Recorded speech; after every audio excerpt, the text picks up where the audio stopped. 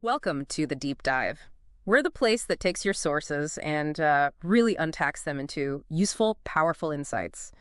Today, we're jumping into something pretty fascinating, the intersection of memory and trauma. And we're doing it through the lens of, well, a big sci-fi spectacle, Alita. Battle Angel. Yeah, it's actually a surprisingly good case study. For looking at how a blockbuster like this can tackle some really deep psychological ideas, we'll be digging into how Alita shows things like traumatic amnesia, how memories come back, and the ripple effects on identity, relationships, the whole package. Absolutely. So our mission today, get past those amazing visuals for a second and really zero in on these heavier themes. We want to give you that inside track on the film's sort of psychological depth. Okay, let's unpack this. Alita starts the film, well, she's basically a blank slate, right? Cyborg, wakes up, no memory of her past at all. That immediately throws us into these big questions about who we are, about memory. Right. And what's really interesting here is that her memory loss isn't just, a convenient plot point. It actually mirrors psychological concepts, specifically psychogenic amnesia. Psychogenic, meaning psychological in origin, not like physical brain damage. Exactly. It's not the hardware. It's the software, so to speak. It's a mental block. It selectively hides memories tied to really overwhelming emotions or events.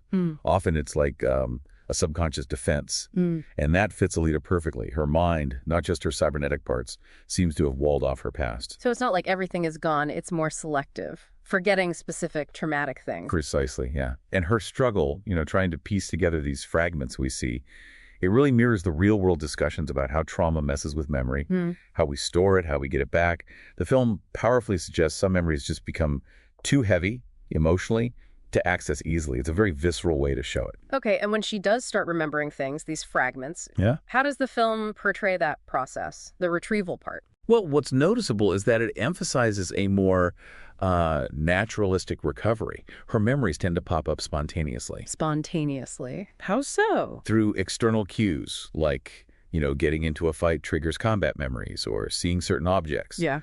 Or just through living her new life, having experiences. It's quite different from the idea you sometimes see of memories being sort of dug out in therapy. Okay, so it's more organic. Yeah, and that actually lines up with some research suggesting that memories recalled in their natural context, triggered by life, can sometimes be corroborated more reliably than those recalled under, say, intense suggestion or pressure. But it feels like the film is doing more than just showing memory loss or recovery. It seems to be saying something about how trauma changes the memory itself, like its structure. Yes, absolutely. And that hits on a really important question. How does trauma affect the actual architecture of memory? The way Alita shows these fragmented, almost jarring memories, it reflects debates in the field.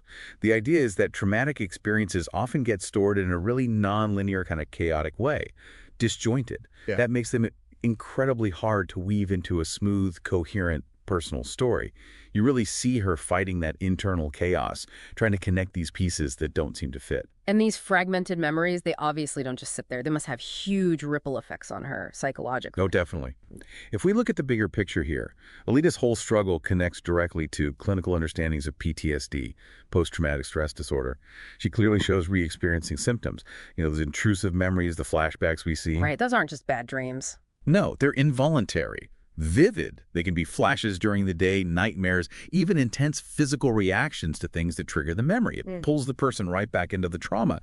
And the film, I think, does a pretty compelling job of showing that disorientation visually, that feeling of being yanked out of the present. You see how it disrupts her ability to just function normally. So her sense of self is tangled up with these broken memories. But how does the film show her moving beyond that? Does it avoid making her seem just defined by her trauma? That's a really good point.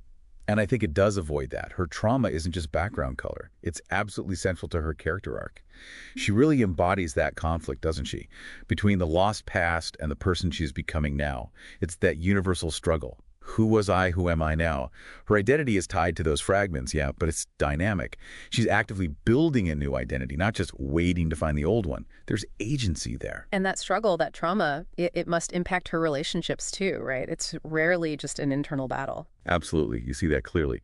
The film shows how trauma kind of radiates outwards, affecting personal connections. Think about her relationships like with Hugo or even Dr. Ido. They highlight her emotional struggles, her deep need for connection, but also the difficulty of it, given the scars. It really underscores that trauma hits the individual hard, but it also shapes how they interact with everyone around them. trust, vulnerability. It all gets complicated when your past is a minefield. You know, Alita is such a visual feast. It's easy to just focus on that, but it feels like the filmmakers were really wrestling with some big ideas here. How does the movie, as a piece of media, connect with broader themes like humanity, resilience, especially through this lens of memory and trauma? Yeah, it definitely pushes you to think about what human even means, Yeah. especially in that kind of world where bodies are replaceable, cyberized. The film seems to suggest that possessing a human brain, that consciousness, that emotional depth, that's key. That's the core of humanity, even if the shell is artificial. And that links right back to Alita's journey. Exactly.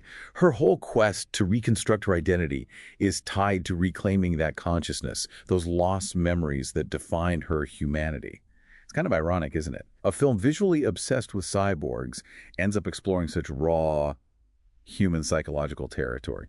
So where does that leave Alita in terms of her journey? What does it say about resilience? What points straight towards resilience and maybe redemption.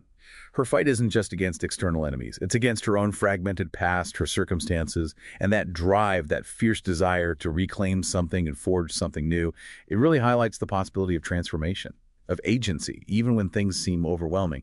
That core story of resilience, of pushing back against trauma to define yourself, that resonates universally, even amplified by the sci-fi genre. And you mentioned the visuals before, the tech behind the film, the performance capture, the CGI. It's not just eye candy, is it? It actually helps tell this emotional story. Oh, absolutely. That advanced performance capture allowed the actors to really embody the characters, bringing authenticity. That's crucial when you're trying to show the nuances of trauma, memory, internal conflict. Think about Alita's incredibly expressive CGI face. It lets us see her internal turmoil, those re-experiencing moments we talked about. It makes the psychology tangible. And yeah, the amazing world building, the action, it all serves as this vivid stage for her internal journey of self-discovery. It is fascinating how a film that looks like pure action could spark these deeper conversations. How was it received, specifically thinking about how it handled memory and trauma? Well, Alita got a pretty mixed reception overall. Critics loved the visuals. The CGI was seen as groundbreaking, no doubt. But quite a few felt the storytelling, the character arcs maybe, were a bit generic or underdeveloped. Oh, okay, so not universally praised on the story front. Right. But what's interesting is that even with those critiques, the themes of memory and trauma started to emerge in discussions as really significant parts of the film. Maybe sometimes overlooked, but definitely there and resonating.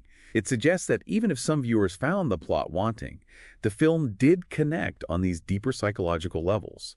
The visual craft gave those complex ideas a powerful platform. So wrapping up this deep dive, it's pretty clear, Alita, Battle Angel is way more than just cool robots and fights. It's really a compelling look at how trauma can shatter memory, how that shapes who we are, and how it challenges our very sense of self. Yeah, and it's a great example of how media, even really fantastical sci-fi, can make us think about profound psychological stuff. You know, the nature of memory, finding resilience when things are tough. It uses that cinematic language to explore what it means to be human. So here's something to think about next time you come across a story, maybe a film, a book, even something in the news where a character is grappling with a lost past or traumatic memories. Ask yourself, how does that particular story, using its own medium, its own narrative tricks, shape your understanding of memory, trauma, and identity?